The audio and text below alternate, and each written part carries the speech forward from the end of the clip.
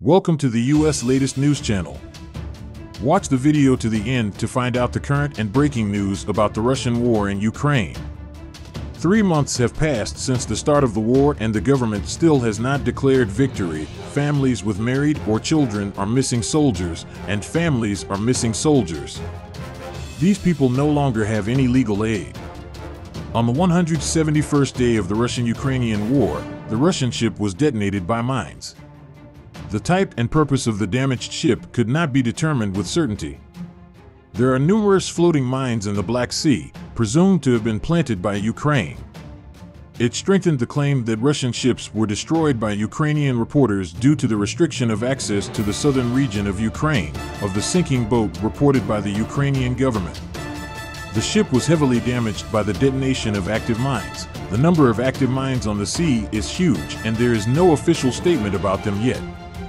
These mines could blow up more Russian ships. It is said that the authorities will report the information about the explosion in the Black Sea quickly. Detecting the location of the Kadyrov soldiers, the Ukrainian forces made a sudden attack on the region. The attacks of the Russian soldiers on the territory of Ukraine continue. Many world leaders and the public spoke against Russia. Only one country supports the invasion of the Russian army into the territory of Ukraine. It is known that after the invasion of Russia, the leader of the Chechens was Ramzan Kadyrov. Chechnya leader Ramzan Kadyrov started talks with Vladimir Putin. He shocked the whole world with his statement of support for the Russian army on social media platforms. He said that his people wanted the success of the Russian people, and that is why he insisted that they will always be behind the Russian army. During the speech, it was said that the main goal is victory and that everything necessary for this victory will be given. And then he sent his armies to support the Russian soldiers. Chechen leader Ramzan Kadyrov, who sent troops to Ukraine, received surprises one after another. Russian President Vladimir Putin's war crimes committed in Ukraine have angered Ukrainian forces against the Chechen troops, despite a few reports that the Russian military is doing horrific deeds. On the other hand, the Ukrainian side is not sitting idle. They are encouraging the Russian army to launch strikes against the Chechens. They try to achieve this through the news they publish. He said that the Ukrainian soldier had recently neutralized one of the important figures of the Chechen army. Hearing this, the soldiers became very angry and almost all of them tried to join the front. This event fired thousands of people. Ukrainian soldiers devised a plan to further eliminate a Chechen leader. After the plan, a Chechen military vehicle was ambushed. Many unprepared soldiers captured were killed. This incident drove both Ramzan Kadyrov and Chechens crazy. Although the Chechen army suffered heavy military losses, it never stopped helping the Russian forces. As a result, people started to believe more in Putin and Ramzan Kadyrov. A hiding place of Kadyrov's army was identified by the Ukrainian army. It is stated that Ukraine, which sent its troops to this region, neutralized all the hiding Chechen soldiers. Despite this failing area, Kadyrov continued to send attack orders to the Ukrainian base forces. They took some places. Kadyrov soldiers were also neutralized in the fighting that lasted until the late hours, and the meeting that Kadyrov planned to discuss the situation is seen as the biggest reason for this incident. Russia's armed forces are in big trouble. Incoming information indicates negative news. It shows that the military structure of the occupying Russian state in Ukraine has been largely destroyed as a result of unsuccessful attacks on various areas of the country. Control of the Mykolaiv area in southern Ukraine is a place they have already tried to control in the past, but have failed to take according to some reports of casualties. Armored vehicles such as tanks, mobile rocket launchers, motor artillery, and other armored vehicles were used by the Russian invaders last night in Zaporozhye. According to published reports, it is said that the unique ZU radar reconnaissance armored vehicles fire and 4 control systems in Ukraine were destroyed by the Operation Commander Army. This incident greatly upset the Russian side. Ukrainian troops took control of Kupiansk, a city in Kharkiv province, on Friday after clashes with Russian troops as they advanced east of the Oskil River. The Belgorod administrative region, which borders Russia, said Ukrainian troops continued shelling the city and attacked an electrical substation. As a result of this attack, power outages began to occur in the Belgorod administrative district. The British Ministry of Defense said in an intelligence update this week that Russian soldiers left behind their high-value equipment necessary for the style of warfare, in which artillery is ahead, while fleeing. Decommissioned equipment includes at least one Zoopark counterbattery radar and at least one 414 artillery command and control vehicle, according to a statement from the ministry. The UK Intelligence Department said such an escape indicates the irregular withdrawal of Russian troops and possibly breakdowns in command and control. Air Force General Pat Ryder, a Pentagon spokesman, said during a press briefing Friday that Ukraine was successful, congratulating and appreciating the troops. What we assess is that the Ukrainians are holding on to their gains after taking back significant territory, and the Russians are trying to strengthen their defensive lines after being repulsed, Ryder said, referring to Ukraine's gains in the north. In the south of the country, Ukrainian forces are taking what Ryder described as the deliberate, calculated forward move, while the Russians are trying to protect that line.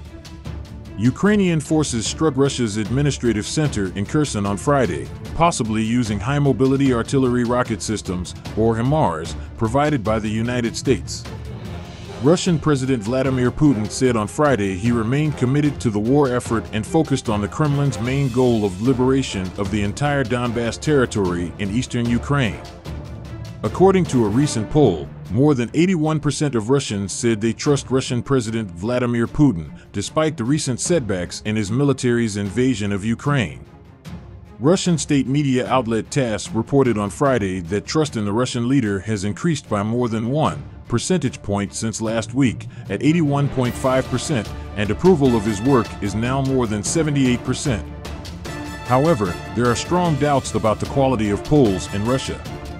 In March, Maxim Alyakov, a research fellow at the King's Russia Institute at King's College London, said in a written analysis for Open Democracy in Moscow about polls on the occupation of Ukraine that in a place with a dictator, citizens are often afraid to answer pollsters' questions. Leaving questions about politics aside, this causes a distortion known as social desirability bias. Citizens are lying about their real preferences, which inflates the survey results, he said. Russia is currently experiencing a much higher and more visible rate of repression, making this social desirability bias much more likely. Alyakov added that state-controlled pollsters manipulate questions to take advantage of people's support on different issues, and said that opinion polls in non-democratic countries are a political weapon, and their results are far from representative. A 2020 article on Russian public opinion research written by Emil Matika, a researcher at the University of Helsinki in Finland, said that the All-Russian Public Opinion Research Center has close ties with the Kremlin. However, the article notes that the data from the organization appear to follow political trends and events in Russia quite consistently.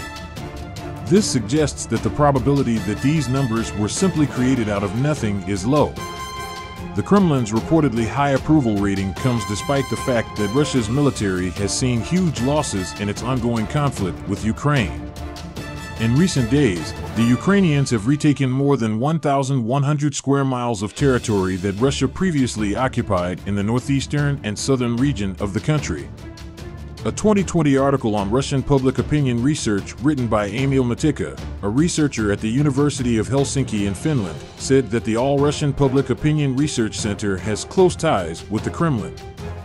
However, the article notes that the data from the organization appear to follow political trends and events in Russia quite consistently. This suggests that the probability that these numbers were simply created out of nothing is low.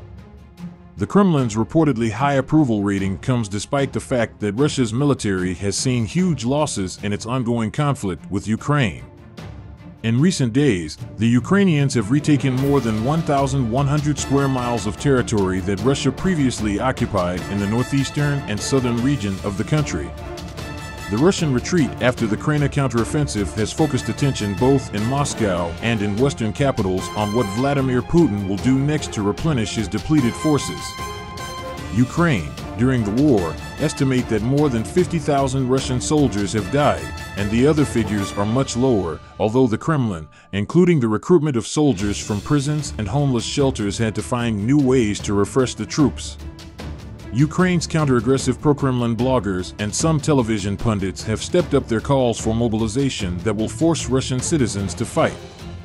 Part of the problem is that the Kremlin describes its full-scale invasion of Ukraine as a special military operation that gives Russian troops the right to opt out at the end of their contract. Declaring mobilization would not only be unpopular, especially in the largest cities of Moscow and St. Petersburg. Military action would require a declaration of war, which was an admission that the invasion was not going to plan. Keir Giles, a senior advisor to the Russia and Eurasia program at the Chatham House think tank in London, said, "Putin definitely has a problem.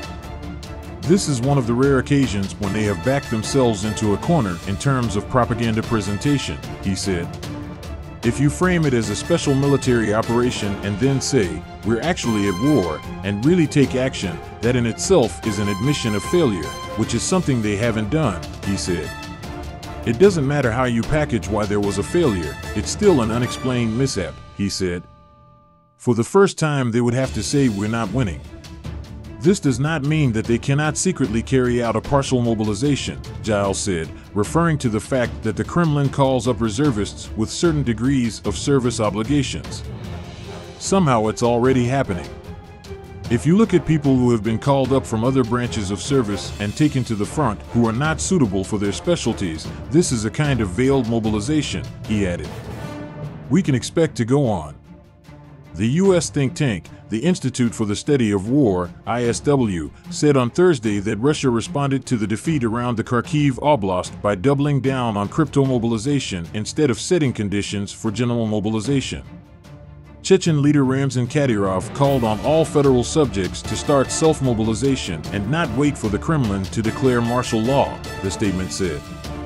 Kadyrov claimed that every federal subject must prove his readiness to help Russia by recruiting at least 1,000 soldiers, instead of giving speeches and organizing fruitless public events. The ISW also said that Kremlin officials and state media, which had not previously made nationwide recruitment calls, had given the task of building strength to local officials and outlets.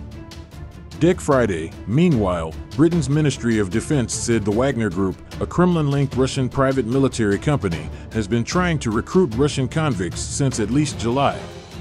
Russian military academies have shortened their training courses and brought forward the graduation dates of military cadets, possibly because they were deployed to support the war, British defense officials said.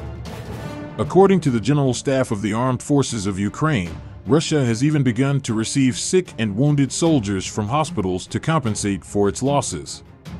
A Kyiv organization fighting the Kremlin's covert mobilization efforts says it will step up an online recruitment drive in a desperate bid to attract more soldiers to the front line using Russia's covert advertising platforms.